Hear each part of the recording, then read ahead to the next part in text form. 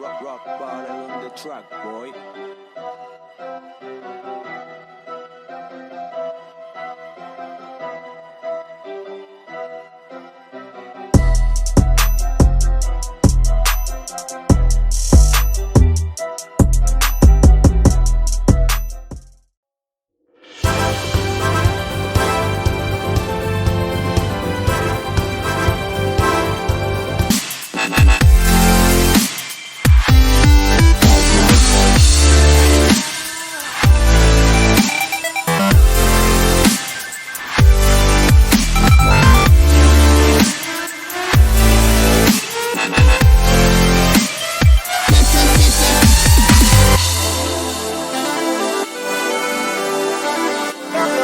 What's going on? What's going on? Thank you for tuning into the Mind of a Man show, where men and women talk all things men.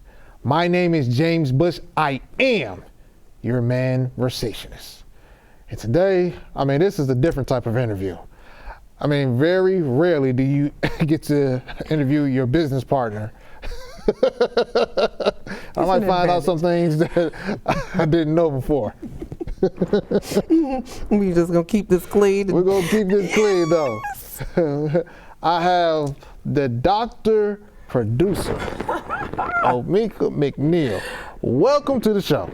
Thank you for having me, Manversationalist. I'm the Wait a minute, you said that wrong.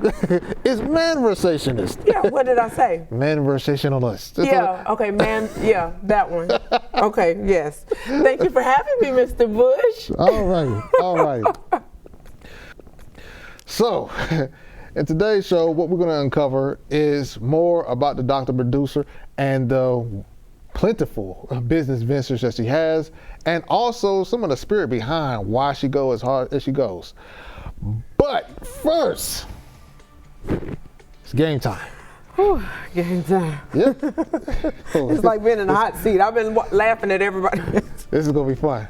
Oh game time. Five questions. Okay. 5 questions on topics that you may or may not know. Get all 5 right. Gotta say it. Get all 5 right. Get some Mind of a Man show swag. I got it. If not, I shall be abrasive towards you for the remainder of the show. Just don't answer the question. Oh boy. This is a different kind of game time. I'm prepared. Are you ready? I'm ready. Question number 1. We're gonna start out with something simple. Okay. How many books are there in a trilogy? 3. That is correct.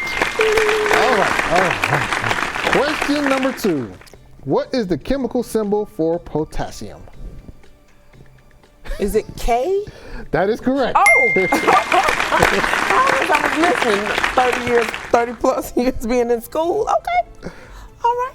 Let's see about question number 3. Okay. Telly Savalas played which TV detective? Kojak. Hey, that is correct. She got 3 out of 3. All right. Question number 4. Okay. Who is the red-haired female character in the Scooby-Doo cartoon franchise? The redhead? The redhead. Is she Daphne? That is correct. Oh, Jane came to mind, but I said Daphne. Okay. Last question. Last question. In what year did Jack Kent Cooke purchase a minority share in the Washington Commanders, formerly, the Washington Redskins? Are you kidding me? I'm a football fan, but give it to me one more time. In what year did Jack Kent Cooke purchase a minority share in the Washington Washington Commanders, formerly the Washington Redskins? I don't even know that name, so I'm just gonna assume that he's probably old. Okay. Or older, I should say. Don't want to offend nobody. So what? Look, my husband is lucky. I'm lucky. So we're just gonna use his year, 1971. That is not correct. What? You were close though. Okay. Well, I get a point for being close, right? No. Oh, no swag for you. Oh, no swag for me. 1961. Oh, wow. I said he was old. So yeah. Woo, Oh man. wow. Y'all, I thought she almost had it. I was going to have to give away some swag. You can give me some anyway. There we go. It's on its way from Hong Kong. Okay, that part. Yes. All right. We're going to take a quick break. We will be right back. Mind of a Man Show.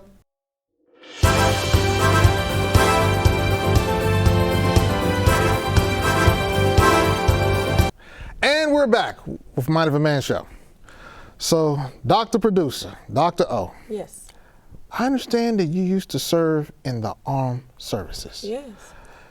Tell us how you got from there to the multiple business ventures that you occupy right now. Yes, I am a Army veteran. I did almost 10 years. I did 9 years, 11 months. I actually retired on the day I was supposed to ETS. I was medically retired. Wow. Issues, PTSD, back issues, just broke down. It wasn't my plan. The plan was to do 30 years, but I had been injured. Actually had 2 back-to-back car accidents that I was rear-ended 30 days apart, and I wasn't even at work. Oh. So I had to deal with that. And I was older when I went in. So it's like a combination of things. But the plan was 30 years, and I had a captain come in on one of my doctor's business. She said, you're going to have to make a choice. Either you want to stay in and 9 times out of 10 not be able to enjoy your grandchildren or just life, period, because you're probably going to break something that we can't fix. Or you can retire. And I didn't have a choice. So yeah. Was it hard to walk away? It was very hard to walk away. It was hard to walk away because of, I'm a teacher. So the individuals that, being a sergeant and over, or being able to mold and mentor, that was the reason. Ultimately, that was the reason. Walking away from what I seen happening and the lack of things that weren't being done, I felt like I contributed to where that gap was. Wow. And I knew me leaving, it was more detrimental to them than it was for me. Wow. So the second part of it is, how did you become this entrepreneurial behind the scenes? My path was not my choice. Let me say that. Long story short, my daughter, one of my next to the youngest daughter, she decided she wanted to sing. She's an amazing singer. She has even just gotten better over the years. She came to me and she said, Mom, I want to do this full time. I said, okay, well then guess what? Mommy will manage you. And I created Belinda Management. I moved from Florida to Huntsville. 3-4 months in, she said, yeah, I don't think I want to do this anymore. I said, ooh, what do you mean you don't want to do this anymore? Like, I created all of this for you. And at that point, I had to decide, was it for her or was it for me? Wow. And as I'm sitting here today, it wasn't for her. It was never about her. But I had to discover that that was the path that God had put me on, sitting here today. So what was the impetus from moving from Florida to Huntsville, Alabama? Is there something special in Alabama that, I guess, creates singers or something like that? Or yeah, I wouldn't know about that. It's a few. You know, you got Reuben, got a few. Other ones. Yeah. But no, I'm from Tuscaloosa, Alabama. Okay. My middle child had gotten married, and her husband retired. And moved here. Okay. Well, I'm in Nashville now, but he moved to Huntsville. Okay. And during that time, my husband and I were separated. And it was actually a conversation that I had with him. Like, hey, there's no way to manage her and pay bills and then be able to take care of expenses. What did he think I needed to do? And that was an option on the table to move back to Alabama and live with my daughter. And he was like, if this is what you want, he said, it just makes sense. Gotcha. And I ended up in Huntsville, Alabama. Wow. So sometimes the answer is not just that far off. It just makes sense. It just makes sense. Wow. Okay. So, an entrepreneurial spirit that you had, my second question, I know that there's been some challenges that have come up along the way that, you start with this passion, you start with this fire, then all of a sudden it just it spurts out. Right. What are some tips that you can give to budding professionals, entrepreneurs about the startup process? Learn your craft. It's not a hobby if you're putting your money into it. That's true. Learn your craft. Create it. I'm a foundational builder. My purpose that God has given me is to be the person in between you and your idea. Help you bring it to life. And that means creating that foundation that is going to withstand what is to come. Right. And notice I said, what is to come. Right. And a lot of individuals miss that part. They want to go straight to I'm in business. But for example, names are very important. We want to call it, Boo Boo's Kitchen. We want to call it Melanin and all of those things that sound good. There's nothing wrong with that. But know your area. Know what it is that you're doing, because if it's not protected, then it's not yours. Wow. You put your blood, sweat, and your tears into it, and it doesn't belong to you. So it's all about research. Do your research. Don't just jump into it. And I can tell you that because these are the things that I did do. Young in it, just wanting to do. I got a business, so I'm good. I've got an LLC, I'm good. But during that process, it's like when you're starting to see things not go right. Right. And you discover, oh, well, wait a minute, it should have been done this way, and it was a simple process. It makes you stop and then really look at what's happening. Now, to be transparent, because there's no other way to be. When I started my business, I didn't know who I was. So it was a whole lot of uncertainties out there. For me, I can go back and say now that I know who I am, I was just going in emotion. Wow. I was just doing things. I was doing things that was opening doors, but it was also pushing me to truly understand what my purpose was. Now, once I discovered who I was and God was able to reveal all of those things to me, then at that point, all of the foundational things started to come in play. They started to make sense. Wow. Trademarking, just the fundamentals of doing business. Okay. So let me ask you this. What was the moment? I think many people have that aha when you knew that you were on the right path. My husband, anybody that knows my husband, Curtis, absolutely love you. Hi, honey. He's the devil's advocate. He is one that if it don't sound right or if he has to understand it. And he came to me. He said, babe, he said, I support you. He said, but I need to know what you're doing. He said, you said you want to manage. He said, but we're in the studio. We have to learn how to run all of these things here. He said, you want to learn. We're paying monthly for Adobe because I needed it, for the graphics, Photoshop and Illustrator and all of those things. He said, you're just going in all different directions. He said, I need some clarity. And I simply told him, I said, I can't give you clarity right now, but I can tell you that this is what I'm supposed to be doing. I can't explain it. I just know that this is what I was supposed to be doing. That's tough right there. Literally, it is. But I wasn't trying to make up something. It was the truth. I couldn't explain it, but I knew this is what I was supposed to be doing. And one night, because I'm like a dog with a bone, I was working on the video because I learned everything in Adobe, all the way down to Dreamweaver. I don't think they use that anymore to be able to do the graphics, make the logos and build websites and things of that nature. And I was working on Premiere, creating a video. I was up at 3 a.m. and I finally finished the video. So he's the first one I want to go tell, hey, babe, I got it. Watch the video. And it was at that moment I said, babe, I got it. I said, I know the answer to your question. And he's looking at first, he's like, baby, it's 3 a.m. You could have showed me this in the morning. No, I need you to see it now.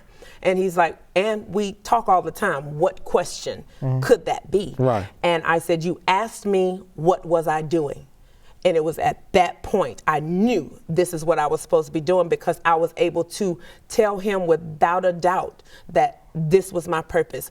God was building and molding me, because all of these things are self-taught. I didn't go to school. Trial and error, self-taught. I said, God, said that I'm a fiduciary. I'm the person in between them and their idea. Help mold, mentor, and build, mold, and mentor their idea into fruition. But also, everybody has and wants exposure but don't know how to get it. So now I'm going to give you television, radio, publication.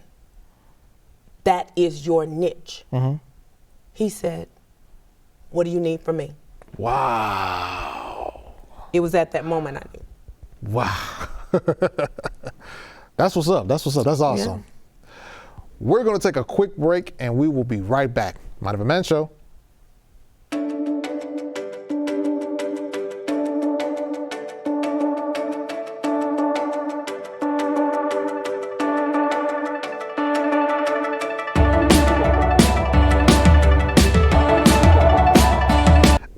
Back with Mind of a Man Show. So Dr. O. Mr. Bush. About a year or maybe more than a year ago, I actually did one of your shows. Right here. Matter of fact, right in the same in studio. The same area. In the same studio, right same here. area. It's amazing. And from that, a subsequent conversation came, I guess maybe a couple months later, where we created Let's Have Manversation. LHM. Let's have Manversations. But my audience doesn't know that you had actually been working on another project beforehand. Tell us a little bit about that story. Well, right here is where we met on my show, The Doctor Producer. Yeah. And it's simply foundational building. Yeah. It's all about foundational building. Every idea deserves a healthy beginning. Yeah. Well, it begins with that foundation. Right. If it ain't got nothing to stand on, anything can happen. Right. And it was at that point in our interview, because I had been watching your podcast, so I'd already did my research. So we had an amazing interview here. And I think it was actually almost a year to that day that we started. Yeah. Let's Have Manversation. Yeah. Wow, that is crazy that we're having, and I'm thinking it actually happened just like that because it was December again. December again. It was December again, and we had several, guests here that day. It was actually a full day. Yes, it was. And it was, for me, I was like, okay, I can rock with Mr. James, because it's your show, transparency. Yeah. It's giving that information that most people probably wouldn't get. That's right. And they're getting it raw. Right. They're getting it uncut. Yeah. Let's rip off the scab. Now let's figure out how to help you. Yep. And it was from that I was supposed to be doing another project to show you how God works. And I dropped the ball. And I told God, I said, if you give me another one, I promise I will not drop it. I will follow it through. And it was around the same time that I was listening to one of your shows. And I remembered you saying, I am the Manversationalist. And I said, that's it. I said, that's it. And I picked up the phone and I text you, I said, hey, Mr. James, do you got a minute? Yeah. And he immediately called me. And I said, God gave me this. Let's have Manversation. And I said, it would not be right for me to even go forward without even asking you and letting you know that this is what was happening and these are the things that I wanted to do, because you were the inspiration. Behind it. And it's all history. So I definitely believe so. And it's something that I tell y'all, the weeks that we, in our planning meetings and our strategy meetings, even in our podcast tapings, we're always meeting it's every guest, we're meeting someone or we're getting some nugget or we're getting some insight to help broaden this manversation. And I say that because it's so needed in this day and age, in this day and time, where it's not anything that to be abrasive or to have some type of stereotypical, but it's about working with men's minds. It's about being able to, some of the tenets of cognitive behavioral therapy, to change the thought, change the actions. So we're looking to change the thoughts of other male individuals. But in order to do that, you have to have qualified, skilled individuals in their field so that they can be able to speak to the exact specific nature of what's taking place. And so the thing that Dr. O, what she does is that she's a thinker. She puts systems together. She puts strategies together. She says, okay, I can see this. And I'm like, wow. And it makes sense. It makes sense of, okay, I can see you and we can do this. And that's an awesome thing, because when you have a person that is gifted in that area, but also humble enough to say, okay, I see this, but what do you see as well? What are your thoughts? And again, it's about teamwork. You know, I think that sometimes when you say you dropped the ball, that probably wasn't a bad thing, because it prepared you for, I guess, what we're doing right now. And ever since, I mean, we started not so long ago, we're already doing things. We're meeting people, and we have folks coming to us interested in what we're doing, coming to us saying, hey, when are you going to come to our city? You know, you should need to come here. And that's the craziest thing. We've already had, one conference? Tell the audience about the conference. Let's Have Manversation is simply a God-given vision that allows our male counterparts to have on-purpose dialogue that affects change. Definitely. That creates change, that allows them to move into their purpose. A lot of transparency needs to happen. And that is what Let's Have Manversation is all about. Let's talk about it. Exactly. Let's talk about that it's okay to not be okay. Let's talk about that thing that's been eaten at you that you wouldn't normally have a place to talk about it at. Let's talk about it. I mean, let's talk about the fact I don't want to go home tonight. Let's talk about the fact, man, that I've got, big booty Belinda across town that I'm ready to go with. And I'd rather go with her instead of going home. Let's talk about that I'm broke and I don't know where my next dollar is coming from. Let's talk about that I'm divorced and I'm used to seeing my kids, but I'm having trouble because of my dissonance with my child's mother. You know, there are a lot of different things that are going on in our communities, and it's creating so much division, it's creating so much depression, anxiety, even PTSD to some nature. I mean, because it's not just on the battlefield, but it's in our communities as well. So we have to begin to address these things. We have to be able to speak effectively, efficiently, and to the point in those matters. And when we do that, then our communities will be better. Not only will we be changed, but we'll see the difference in it. Absolutely. So truth. That thing right there. See all of that truth. Let's talk about these things, because the little things people overlook. Let's talk about that. They overlook the little things, but those little things continue to grow. They become big things that destroy individuals, that destroy marriages, that destroys families, that destroys children, that destroys careers, because we think it's so little. I mean, and so give my audience where you see, or what are some of the, I'll not too much, but give them some of the upcoming events that maybe will whet their appetite just a little bit.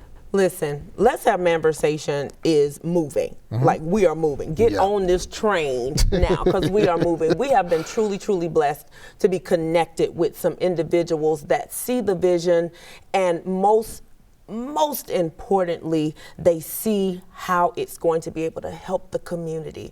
We have a Father's Day event that is getting ready to be bananas right here in Nashville. We got a whole weekend planned, like a whole weekend planned. So put it on the calendars. June 16th through the 19th. That's all you're going to get on that. It's going to be crazy. It's going to be fulfilling. It's going to be celebration. It's going to be healing. It's going to be some aha moments in that weekend. We also have in September our next Let's Have Manversation conference in Pensacola, Florida, September the 9th. And it's at the Pensacola State Fairgrounds. Awesome space. We are going to tear it up we're going to save some lives Yes, down there. yes. We also have Let's Have Manversation magazine.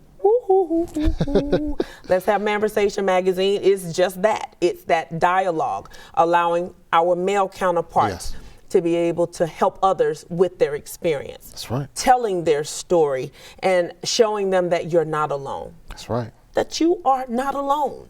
There are others out there, they may not be in your household, but they are definitely going through some of the things that you're going through. So we're looking to have that out by the summer. Yeah. So that's just a little bit of what Let's Have Manversation has coming up, but there are so many things and so many connections that we're still having to get in contact with and be able to put it on the calendar because it's needed. And I know that is supposed to be happening because the doors are the gateways, not doors, these gateways are open. And I know it's God because a lot of these things have happened just off a conversation. Just have a conversation. No paperwork, no nothing.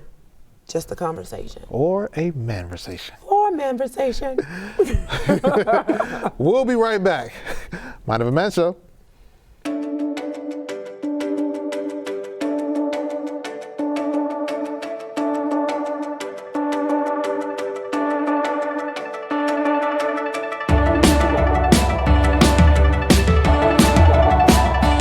And we're back with Mind of a Man Show. So, Doctor O, before we get on out of here, because you need to eat and I need to eat. Yeah. You can find more information about Let's Have Manversation at www.letshavemanversation.com/conference. Or you can email us at letshavemanversation@gmail.com.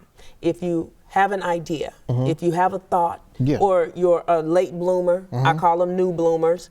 If you have these things and you're looking to do something different, that's right. Belinda Gale Management can do that. We build, mold, and mentor your ideas. We are the foundation builders. Let us help you do that.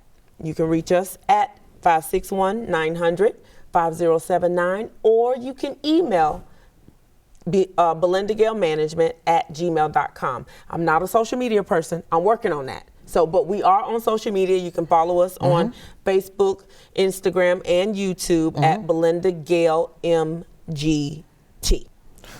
Outstanding, outstanding. Well, Dr. O, thank you for coming through today. It was an honor. It was an honor. She stepped from behind the camera to come and fellowship with us.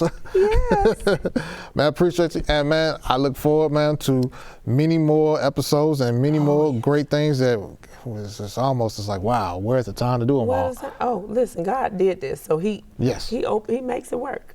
All right. Thank you for coming through. You're welcome. What's burning on the bushes next?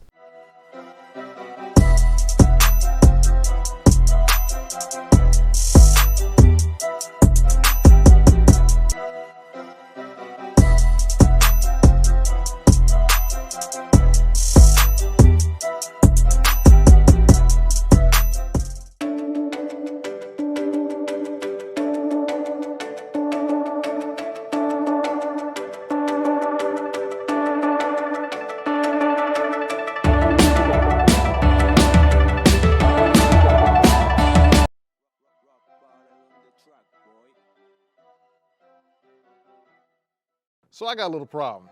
For those who don't know, I am a licensed professional counselor. I see a lot of clients, male and females. And one of the presiding things that I hear is that women, they'll come in, they'll say, you know, I met this guy through a friend of mine or another person, and they said that he was good. They've known him for 5 years or 6 years or a decade. They know that he was cool, that, you know, he was very nice, good looking, and, you know, was very gentleman-like. And then maybe after a year of dating them, they're like, man, this guy's really good and I want to go to that next place. But that, for me, this counselor, that's where I kind of get off put right there. Because we are assessing an individual based on another relationship. It's not an intimate relationship, it's just an association. That's where I have a problem. Ladies and gentlemen, your friends do not know who other people are based on an intimate relationship. They do not. They don't sleep, well, hopefully they don't sleep with them.